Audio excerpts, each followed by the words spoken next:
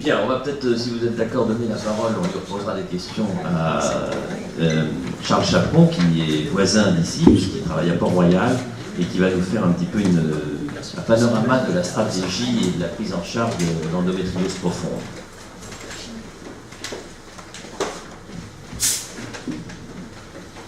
Merci beaucoup. Donc, je m'associe aux orateurs précédents pour dire combien je suis honoré de participer à cette session de l'Académie. Je remercie le bureau pour son invitation, et particulièrement donc, Richard Millet et Philippe Descamps, qui, après 3 topos particulièrement intéressants sur la technique chirurgicale, m'ont demandé de plutôt réfléchir un petit peu aux modalités de la chirurgie et à la place de la chirurgie peut-être par rapport aux autres alternatives dans notre pratique quotidienne.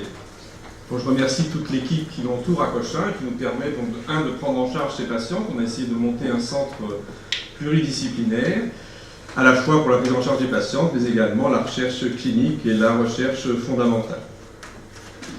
Alors, on va rapidement parler des caractéristiques de cette endométriose profonde, parce qu'on n'est pas là pour opérer des nodules, on est là pour prendre en charge des patientes, et la technique chirurgicale, finalement, elle est dictée par la maladie, essentiellement. On verra quels sont les choix thérapeutiques et on vous proposera une prise en charge peut-être un petit peu originale, en tout cas sur laquelle on travaille à Cochin en ce moment. Alors cette diapositive pour nous est très importante, c'est-à-dire que l'endométriose profonde, la qualité des résultats de la chirurgie va dépendre de la radicalité de l'exérèse. Et si on n'est pas parfaitement conscient sur les 1000 premières patientes qu'on a opérées, je crois qu'il y en a à peu près le double maintenant, que c'est une lésion qui est une pathologie qui est multifocale, et que si vous voulez faire une exérèse complète chez 1000 patients, vous allez retirer plus de 2000 nodules d'endométriose pelvienne profonde. Et ça, c'est la condition sine qua non pour pouvoir avoir une efficacité. Et c'est particulièrement vrai pour les lésions d'endométriose intestinale, où vous voyez sur les 360 premières patientes, on a retiré plus de 1000 nodules d'endométriose, donc on a de l'association de nodules aux lésions intestinales, mais également une multifocalité donc, au niveau intestinal, puisqu'on a retiré 690 nodules d'endométriose profonde au niveau de l'intestin. On peut présenter les résultats différents, c'est-à-dire que quand vous avez une patiente qui est d'une endométriose profonde avec une atteinte intestinale, le nodule d'endométriose rectale est la seule lésion d'endométriose profonde dans 10% des cas. C'est-à-dire que le message, quand vous trouvez un nodule d'endométriose rectale, c'est que dans 90% des autres patientes, il y a d'autres nodules localisés ailleurs, dans le vagin, dans la vessie, dans le rectum, dans les urtères. Et c'est cette prise en charge globale qui doit être faite et pas être focalisée sur le nodule rectal. La multifocalité, elle existe aussi au niveau de l'intestin. C'est-à-dire que quand vous avez un nodule rectal, dans notre expérience à Cochin, une fois sur 2, vous avez un nodule sigmoïdien. Et ça, c'est fondamental dans la technique que vous allez adopter. C'est-à-dire que vous ne pouvez pas faire de shaving rectal au niveau sigmoïdien. Et donc, quand vous aurez des lésions multifocales, vous allez plutôt privilégier les résections intestinales. Et par contre, je suis parfaitement d'accord, pour des nodules uniques ou limités en taille, vous allez pouvoir utiliser les techniques moins agressives qui vous ont été présentées. Quand vous avez une lésion recto-sigmoïdienne, une fois sur 5, vous avez une atteinte de la jonction iléocécale, c'est parfaitement bien connu, ça veut dire que c'est des patients qui ont des crises d'appendicite pendant les règles, à qui il faut faire une double résection intestinale si vous voulez les traiter correctement. Tout ça, ça va être pris en compte dans la stratégie thérapeutique, mais également aussi dans la voie d'abord. On doit tenir compte aussi, et c'est l'importance du bilan préopératoire, on ne peut pas prendre en charge ces patients correctement sans un bilan d'imagerie dont on pourra discuter tout à l'heure. Et l'élément essentiel pour discuter des techniques conservatrices de résection discoïde ou du shaving, c'est la circonférence qui est envahie par la lésion. Et vous voyez dans cette étude brésilienne par exemple, le pourcentage donc, est souvent donc, de l'ordre de 60%, ce qui va limiter pour certaines patientes la possibilité de faire des chirurgies conservatrices. Démonstratif aussi des atteintes urétérales. Quand vous avez 63 patientes qui ont une endométriose profonde avec une atteinte urétérale, intrinsèque ou extrinsèque, mais avec une dilatation supérieure à 14 mm au niveau donc, de l'uro-IRM, vous voyez que vous allez retirer par patient en moyenne plus de 4 nodules d'endométriose profonde. Donc résumer la prise en charge de l'endométriose profonde urétérale à la simple urétérolyse, ça veut dire que vous allez occulter la prise en charge des 85% de patientes qui ont une atteinte intestinale associée. Et c'est pour ça que ces patients ont des douleurs qui continuent après l'intervention, parce qu'on s'est contenté d'une simple urétérolyse.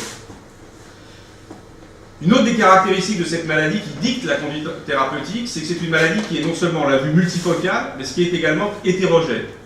Philippe Descamps vous l'a dit, il y a des lésions superficielles, il y a des atteintes ovariennes, c'est les endométriomes, et il y a des atteintes profondes dont on parle aujourd'hui.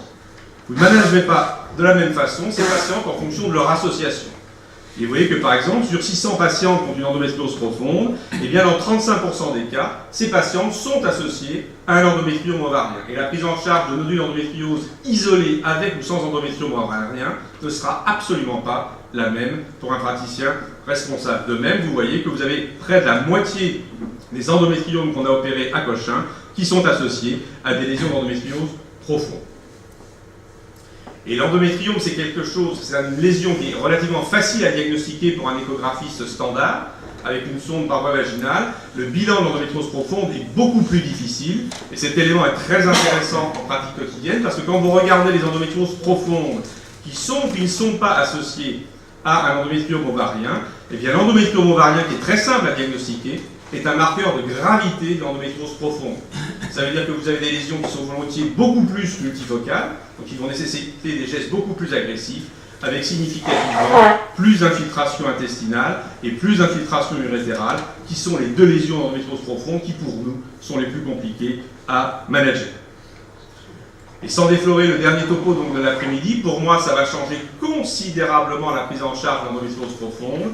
C'est la possibilité d'avoir ce qu'on appelle vulgairement en gynécologie l'endométriose de l'utérus, c'est-à-dire l'adénomiose utérine. Cette adénomiose utérine, elle participe à l'infertilité, elle participe à la douleur, elle participe aux hémorragies.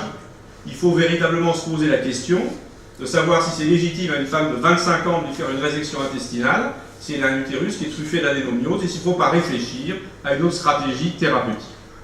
Et cette adénomiose est excessivement fréquente. On vient de publier ces résultats dans Human Reproduction. Il y a les mêmes résultats en Allemagne chez la Decker, les mêmes résultats chez Petraglia en Italie.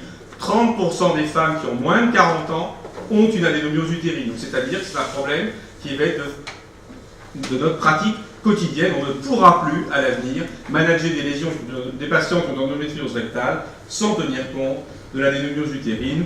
Le professeur Fernandez y reviendra. Alors, quels sont les choix thérapeutiques? Je ne parlerai pas aujourd'hui à l'Académie de chirurgie du traitement médical, mais c'est une bonne indication aussi pour certaines patientes de prendre en charge la douleur, sous réserve que ces patients ne souhaitent pas être enceintes. Alors, les deux alternatives qu'on a finalement en gynécologie, c'est la procréation médicalement assistée et la chirurgie. La procréation médicalement assistée, c'est une excellente indication pour traiter l'infertilité en matière d'endométriose, puisque l'endométriose est une maladie inflammatoire, et en faisant la fécondation in vitro, vous court-circuitez cette inflammation et vous réintroduisez les embryons dans l'utérus. Et on a montré récemment, avec Pietro Santulli qui est dans la salle, que ces résultats étaient vrais, quel que soit le phénotype de l'endométriose, y compris pour les lésions d'endométriose profonde, ce qui veut dire que la FIV est une excellente indication de traiter l'infertilité chez les femmes endométriosées. Ce qui ne veut pas dire qu'il faut faire des FIV à tout le monde. La chirurgie, Pierre Collinet l'a dit, est une technique qui est parfaitement efficace pour permettre aux patients d'être enceintes, et là aussi, quel que soit le phénotype, pour les lésions superficielles, pour les endométriomes ou pour les endométrioses profondes. Ce qui est important, c'est que ces grossesses surviennent très rapidement après la chirurgie. Et ça, vous allez voir, c'est un élément essentiel à mon sens dans la stratégie. Les grossesses surviennent dans les 12 mois qui suivent l'intervention. Le gros avantage de la chirurgie sur la procréation médicalement assistée, c'est qu'elle va vous traiter la douleur. Vous ne traiterez jamais la douleur en faisant une procréation médicalement assistée. Mais si on cherche à être un petit peu honnête intellectuellement et à préciser les indications respectives de chacune des indications, il faut s'attarder un petit peu sur les résultats de la chirurgie. Et on a fait une étude très simple à l'hôpital Cochin. On a regardé quelles étaient les patients qu'on opérait pour une endométriose selon qu'elles avaient été opérées antérieurement avant d'arriver dans notre établissement. Et bien pour nous, les résultats ils sont consternants et ils démontrent très clairement qu'on doit changer la prise en charge des patients. Vous voyez que pour les patients qui avaient déjà été opérés antérieurement quand on les a reçus dans le service, eh bien on retrouve les patients qui ont les formes les plus graves, c'est-à-dire les formes qui ont des endométrioses profondes, isolées ou pas ou associées à des endométriomes ovariens. Et non seulement on a les formes les plus graves, c'est-à-dire des endométrioses profondes, mais on a les formes les plus graves des endométrioses profondes avec des infiltrations intestinales, avec des odds ratios qui sont sévères. Et on a corrélé le nombre d'antécédents chirurgicaux avant d'arriver donc à Cochin avec la sévérité de la maladie, c'est-à-dire la multifocalité des nodules d'endométriose profonde, et c'est consternant, après une analyse multivariée, vous voyez que plus les femmes ont été opérées, plus les nodules sont nombreux, et donc plus les formes sont graves. Ça voudrait simplement dire que plus on opère les patients, plus l'endométriose est grave. À mon avis, ce n'est pas du tout ça. Ça veut dire que d'abord, les gens disent la maladie récidive, et la maladie est progressive. Qui a démontré que l'endométriose était une pathologie progressive? Personne. Quand vous regardez le délai entre la puberté, c'est-à-dire les premières règles, et une opération pour une endométriose superficielle, profonde, ou un endométriose, vous avez exactement le même délai. Moi, je pense que l'endomètre de chaque femme est différent, et vous avez des femmes qui feront des endométrioses profondes, d'autres qui auront des kystes, mais ce n'est pas si progressif que ça. Et la persistance, la récurrence, est très souvent due à des chirurgies initiales qui ont été soit absolument pas nécessaires, il n'y a plus aucune place à la célioscopie à visée diagnostique, et surtout inappropriée. Et le problème, c'est la prise en charge de la douleur. C'est-à-dire que les gens diagnostiquent les endométriomes ovariens, systématiquement opèrent ces endométriomes ovariens, et ne traitent pas les endométrioses profondes qui sont associées. C'est pour ça que ces patientes sont opérées et réopérées. Et c'est d'autant plus grave que les endométriomes ovariens ne font pas mal. Vous avez des femmes qui ont des cancers de l'ovaire avec des tumeurs de 10 cm, c'est bien le problème du diagnostic du cancer de l'ovaire, elles n'ont aucune douleur. L'ovaire est peu innervé, et c'est l'endométriose profonde qui est associée à l'endométriome ovarien qui est responsable de la douleur. Et donc ces patientes sont opérées inutilement, et on laisse les lésions douloureuses en place. Et la conséquence, c'est qu'en opérant et en réopérant ces ovaires sans aucune justification, on va diminuer de façon statistiquement significative la réserve ovarienne de ces patientes, qui ne seront donc pas enceintes, ni spontanément, et c'est encore plus grave, ni avec la procréation médicalement assistée. On a montré récemment avec Pietro Santouli, quand on regardait les facteurs de risque de l'infertilité chez les patientes endométriosiques, et bien notre grande surprise, il y a 3 autres papiers dans la littérature qui montrent exactement la même chose en 6 mois, l'endométriome ovarien ne semble pas en tant que tel être un facteur d'infertilité pour les patientes endométriosiques. Ça veut dire que c'est la lésion qui est opérée et réopérée plusieurs fois, alors que peut-être ce n'est pas elle qui participe à l'infertilité. L'infertilité est sûrement due à l'inflammation, elle est sûrement due aux adhérences qui perturbent l'anatomie. Est-ce que le fait d'enlever le kyste augmente les chances de grossesse? C'est pas sûr. Quand vous faites correctement, ça vous a été montré dans les films, le traitement d'un endométriome ovarien, vous faites 3 choses. Vous traitez les lésions d'endométriose superficielle, ce qui veut dire que vous traitez l'inflammation, vous libérez les adhérences et vous enlevez la poche kystique. Qu'est-ce qui est responsable de la grossesse? Personne n'en sait strictement rien. Et ces résultats sont d'autant plus intéressants si vous les comparez aux possibilités de la procréation médicalement assistée. Ce papier fondamental, qui a été fait il y a plus de 10 ans par Garcia Velasco à Madrid, il a montré qu'on pouvait parfaitement faire des FIV avec d'excellents résultats de grossesse sans enlever les endométriomes ovariens. Et donc, avec Pietro Santouli, qui dirige l'unité de procréation médicalement assistée dans mon service, on a appliqué la même stratégie sur les femmes qui avaient une endométriose profonde. Et vous voyez que quand vous prenez des femmes qui ont une endométriose profonde, que vous ne leur faites pas de chirurgie pour cette endométriose profonde, par exemple parce qu'elles ne sont pas très douloureuses, ou parce qu'elles ne veulent pas de résection intestinale, vous obtenez tout simplement 55% de chances de grossesse. Et quand vous vous focalisez, maintenant il y a plus de 100 patients dans la série qui est soumise, sur les simples patients qui ont une endométriose intestinale, après 4 tentatives de FIV, 80% des patientes sont enceintes, et c'est une thèse qu'on vient récemment donc de publier.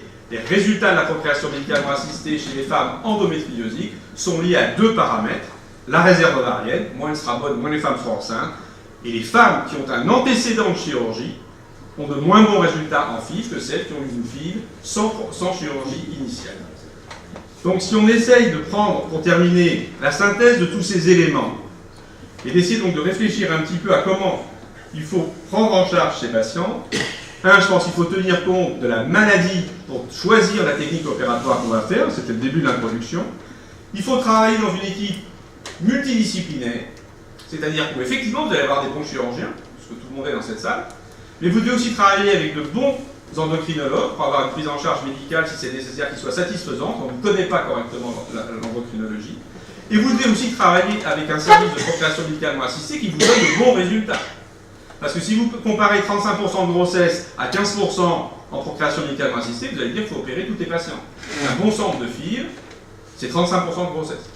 C'est-à-dire à peu près comparable à ce que vous obtenez en chirurgie. Et à ce moment-là, il faudra sélectionner les patients que vous enverrez dans tel ou tel centre. Et la prise en charge elle doit être globale en tenant compte des différents phénotypes de la maladie. Il faut y associer l'adénomiose. Et Hervé y reviendra, il faut y associer l'adénomiose parce que c'est l'adénomiose qui est responsable des hémorragies utérines et sûrement pas l'endométriose.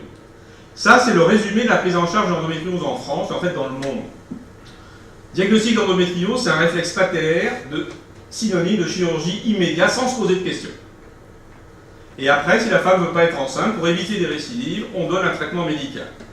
Et on a vu que ces femmes étaient mal opérées et étaient réopérées de façon itérative 3-4 fois, et qu'on proposait au bout du système la procréation médicalement assistée avec finalement de mauvais résultats. Eh bien moi je pense qu'il faut changer cette stratégie parce qu'elle a démontré qu'elle n'était pas satisfaisante. Et le challenge, c'est pas de considérer la patiente au moment où vous faites le diagnostic de l'endométriose, il faut considérer la patiente dans ce que j'appelle la vie endométriosique entre 20 et 40 ans. Et ce qu'il faut, c'est trouver quels sont les arguments, parce que toutes ces femmes vont être opérées. Le challenge, c'est de savoir quand, et essayer d'éviter les chirurgies itératives. Et c'est avec le traitement médical que vous allez pouvoir planifier le meilleur moment pour opérer les patients qui ont une endométriose. Et je suis intimement convaincu qu'un des challenges auxquels on va être confronté dans les années à venir, c'est d'être capable de sélectionner le sous-groupe de patientes pour lesquelles il faudra faire en premier une procréation médicalement assistée et proposer secondairement une intervention chirurgicale. Je le répète, que les chirurgiens n'aient pas peur, toutes ces femmes seront opérées, mais c'est peut-être pas la peine de les opérer 5 ou 6 fois. Et globalement, schématiquement, on opérera d'autant plus les femmes qu'elles sont jeunes, qu'elles ont une durée d'infertilité qui est courte, qu'elles ont une bonne réserve ovarienne, qu'elles n'ont pas d'endométriome ovarien et qu'elles n'ont pas d'adénomiose utérine. La première question, c'est donc la réserve ovarienne. Si la réserve ovarienne est altérée de façon constitutionnelle ou en raison des antécédents chirurgicaux, il n'y a pas de place à la chirurgie. Les femmes doivent être adressées immédiatement à la procréation médicalement assistée, sinon elles ne seront jamais enceintes. Et le problème aujourd'hui auquel on est confronté, c'est que ces femmes souhaitent avoir des enfants de plus en plus tard. L'âge moyen est après 30 ans en France, et c'est vrai dans tous les pays industrialisés. Et il y a 2 travaux très intéressants d'une équipe italienne dirigée par Bercellini qui montrent très clairement que les résultats de grossesse sont très supérieurs si la femme souhaite être enceinte immédiatement après la grossesse, et que les résultats de la chirurgie itérative, qu'il faut combattre, sont moins bons que ceux de la première chirurgie. Donc le problème, c'est quand opérer ces patientes, eh bien il faut opérer ces patientes quand elles veulent être enceintes. Et à ce moment-là, vous allez changer la diapositive précédente qui était toute rouge, avec de la chirurgie. Une femme, vous lui faites un diagnostic clinique d'endométriose par l'interrogatoire et l'imagerie, c'est pas forcément nécessaire de l'opérer immédiatement. Si elle ne veut pas être enceinte, vous pouvez la soulager avec un traitement médical, et le jour où elle voudra être enceinte, vous allez lui proposer à ce moment-là une chirurgie qui sera faite selon les modalités qui vous ont été présentées correctement. Et si jamais elle n'est pas enceinte avec cette chirurgie, vous allez lui proposer une procréation médicalement assistée beaucoup plus jeune, et après avoir évité des chirurgies itératives. On peut même imaginer des protocoles dans lesquels les femmes ne soient pas opérées. C'est ce qu'on a présenté donc avec Pietro Santulli, 55% de grossesse chez des femmes qui ont une endométriose rectale, qui ne souhaitent pas de résection intestinale, pour qui le traitement médical est efficace, et après la FIV, vous pouvez leur redonner un traitement médical. Et la troisième proposition, c'est de mettre la chirurgie, comme on le fait en oncologie, comme chirurgie de clôture, et ça je pense que ce sont pour les patients qui ont une endométriose sévère et importante. Vous allez donc éviter des chirurgies qui vont laisser un utérus en place, qui va continuer à les faire souffrir et à leur donner donc des hémorragies. Et une fois que vous aurez obtenu les grossesses, vous allez faire la chirurgie d'endométriose profonde en y associant l'hystérectomie. On voit aujourd'hui dans nos services revenir des femmes qu'on a opérées il y a 10-15 ans avec des adénomioses et faire les hystérectomies après ces résections intestinales. Eh bien, c'est des chirurgies qui sont difficiles. Donc je pense que le traitement il est dicté par la maladie. C'est une maladie donc, qui est hétérogène, qui est multifocale, qui va être associée dans 30% des cas à l'adénomiose, et on va adapter en fonction de ces caractéristiques de la maladie, eh bien, une stratégie chirurgicale qui sera à la carte en fonction de la patiente. Et si tous ces problèmes vous intéressent, je vous invite l'année prochaine à Florence où on a créé cette société donc, de l'endométriose et des troubles utérins que j'ai le privilège de présider encore pendant 1 an et où on va aborder donc, tous ces problèmes gynécologiques. Je vous remercie.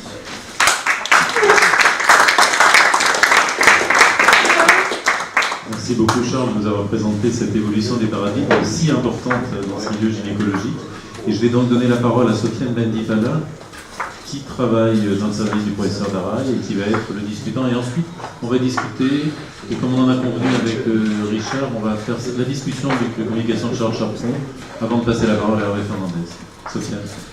Tout d'abord, merci. Je vous remercie, Monsieur le Président, de m'avoir invité, de m'avoir donné l'honneur de présenter quelques perspectives pour essayer un petit peu de discuter les différents propos qui ont été développés. Donc, ça va être une présentation relativement succincte. L'endométriose a bien été résumée dans cette présentation. Juste pour vous dire et signaler un certain nombre d'éléments. Une première chose, c'est qu'actuellement, il existe un certain nombre de publications et un certain nombre de travaux qui tentent de rendre un petit peu plus evidence-based medicine les différentes notions qui ont été soulignées. Et j'aimerais prendre un petit peu de recul et dire qu'actuellement, on a bien souligné la très grande hétérogénéité de cette pathologie et on a bien dit et souligné qu'il existe un certain nombre d'éléments qui biaisent les résultats publiés et qui font que cette pathologie est actuellement peu ou pas renseignée, notamment sur un certain nombre de choses. Et dire que actuellement, il convient de distinguer dans la façon dont on aborde la problématique de la prise en charge de ces patientes l'endométriose profonde avec ou sans atteinte digestive, souligner que selon les indications initiales, qu'elles soient la fertilité ou la douleur ou une composante mixte, eh ben, la prise en charge est strictement et radicalement différente. Dire que la prise en charge doit souligner que la complexité chirurgicale et notamment l'intérêt des centres experts dans la prise en charge de ces patientes. Et enfin, dire que finalement, cette prise en charge des patientes, c'était des présentations ici qui avaient vocation à parler de chirurgie, mais effectivement, il a bien été souligné que d'autres approches pouvaient être proposées à ces patientes, avec comme finalité essentiellement d'essayer de réduire au maximum les complications des stratégies thérapeutiques, optimiser la qualité de vie des patientes et surtout trouver le timing de la séquence thérapeutique. Et il a bien été souligné sur les différentes propositions d'organigramme de prise en charge de ces patientes que l'élément important, c'est d'essayer de trouver un traitement dit personnalisé et dans ce traitement personnalisé, essayer de réduire au maximum les chirurgies itératives inutiles et c'est tout l'objectif. Alors, il y a plein de publications, il y a plein de recommandations et force est de constater que à l'heure actuelle, manque énormément de niveaux de preuve à nos prises en charge parce que dans la très grande majorité des études qui sont proposées, les patientes sont très souvent hétérogènes, mélangées, et que la véritable réponse aux questions qu'on se pose n'est pas réellement apportée. Si bien que, je ne sais pas combien de temps j'ai encore pour développer cette... 2 minutes. 2 minutes. Tout ça pour dire que je vais aller vers l'élément qui finalement va concentrer la discussion, qui est celui de la fertilité après prise en charge d'endométriose profonde, et pour souligner que les dernières ou les prochaines recommandations françaises repose sur des niveaux de preuve relativement faibles, vous voyez, des niveaux de preuve 3, et qu'en conclusion, on considère qu'actuellement, la prise en charge de cette endométriose profonde colorectale permet d'obtenir des taux de grossesse globalement comparables en AMP et en chirurgie, et que toute la question est de savoir à l'avenir dans quelle mesure on arrivera à sélectionner le sous-groupe de patientes ou la patiente qui devrait bénéficier d'une stratégie plutôt qu'une autre. Et mon propos va s'arrêter là. Ben moi, je vous ai interrompu parce que vous soyez court le discuteur, mais je voudrais vous féliciter parce que je pense que vous avez respecté. Si on fait une séance sur l'endométriose pour faire la synthèse, on vous réinvitera sûrement parce que je trouve votre schéma et vos propositions extrêmement intéressantes. Alors voilà, c'est très sincère ce que je dis, je ne suis pas flagorneur du tout en général. Moi, je vais donner la parole au maître de Cochin, puisqu'il est au fond de la salle, et M. Chapuis va sûrement poser une question sur la chirurgie. Je ne peux pas ne pas intervenir en tant qu'ancien de Cochin, et que je connais beaucoup de monde ici. C'est pourquoi ma question sera très simple. Vous avez évoqué le problème, la difficulté de la localisation des lésions dans l'éventualité où une intervention s'avère indispensable. Et vous avez parlé de l'échographie. Alors ma question est, est-ce une échographie pré- ou péropératoire? Et deuxièmement, y a-t-il, grâce au scanner ou à l'IRM, etc., et à d'autres procédés, des possibilités de localisation qui sont susceptibles, en cas d'indication opératoire, de guider le chirurgien? Merci monsieur, je n'oublie pas que j'ai commencé mon initiation chirurgicale dans votre thérapie. Donc, vous soulevez le problème de la localisation, de la cartographie donc, des lésions. C'est-à-dire que pour pouvoir retirer les lésions, il faut effectivement savoir où elles sont. Et le problème de l'endométriose profonde, par définition, effectivement, elle est sous le péritoine. C'est sûrement pas avec la célioscopie que vous allez en apprécier l'extension. Donc il y a globalement 3 types d'imagerie qu'on fait essentiellement en préopératoire. C'est une échographie par voie vaginale. La voie abdominale en gynécologie n'a plus beaucoup d'intérêt, et qui va vous permettre d'explorer, y compris le rectum, jusqu'à la jonction recto-sigmoïdienne, sous réserve d'opérateurs entraînés. Ça, c'est comme la chirurgie, c'est ultrasonographeur, comme ils disent les Anglais, dépendant. Ils peuvent même vous apprécier la profondeur de pénétration depuis la séreuse jusqu'à la muqueuse, sous-muqueuse et muqueuse. L'autre examen est l'écho-endoscopie par voie rectale, et il semble qu'aujourd'hui, c'est difficile de proposer une résection intestinale sans faire une écho-endoscopie rectale. Et pour les équipes entraînées en échographie vaginale, vous avez des résultats comparables pour l'échographie vaginale et pour l'écho-endoscopie rectale. Et le troisième examen que vous avez mentionné dans votre intervention, c'est effectivement l'IRM, qui peut, en fonction des localisations que vous suspectez cliniquement, parce que c'est l'interrogatoire qui va vous orienter, avec des clichés, ce qu'on appelle les entéro-IRM, qui vont être très très fiables pour diagnostiquer notamment les atteintes donc iléocécales. Et puis vous pouvez faire aussi des clichés d'uro-IRM, il ne faut surtout pas faire du IV qui aggrave la pathologie donc rénale. Et avec l'IRM, vous pouvez donc globalement avoir une cartographie exacte. Et pourquoi c'est important? Parce que vous allez trouver ces interventions donc en péropératoire, mais surtout c'est que cette femme elle n'a pas de cancer. Elle ne mourra jamais de son endométriose. Donc vous êtes capable, avant l'intervention, de lui dire, eh bien je vais vous faire 2 résections intestinales parce qu'une atteinte de la jonction iléocécale et de la jonction recto-sigmoïdienne, et puis il va falloir vous réimplanter l'urtère et vous faire aussi une cystectomie partielle. Bon. Et donc ça, on doit avoir un contrat oral avec la patiente avant l'intervention, et absolument pas le découvrir en préopératoire. Donc le bilan préopératoire, il y a une révolution du diagnostic de l'endométriose, on n'a plus besoin de célioscopie, c'est un bon interrogatoire, et puis l'imagerie comme vous le sous-entendez. Merci. Est-ce qu'il y a une question précise également sur M. Chaperon sur les animaux? Est-ce que vous voulez maintenant revenir sur les... Vous avez été satisfait?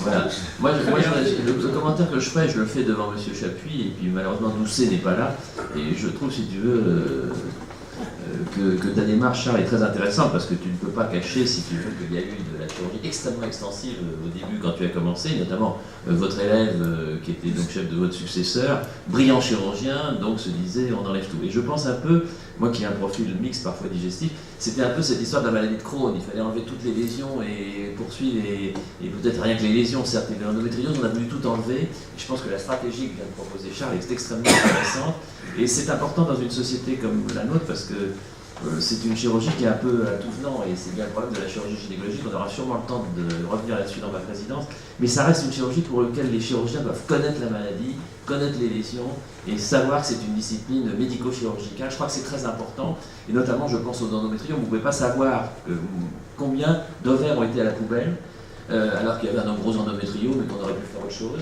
Et il y a une autre chose nouvelle qu'il faut dire dans cette société qui est apparue récemment, c'est cette histoire de réserve ovarienne, qui est un des éléments essentiels.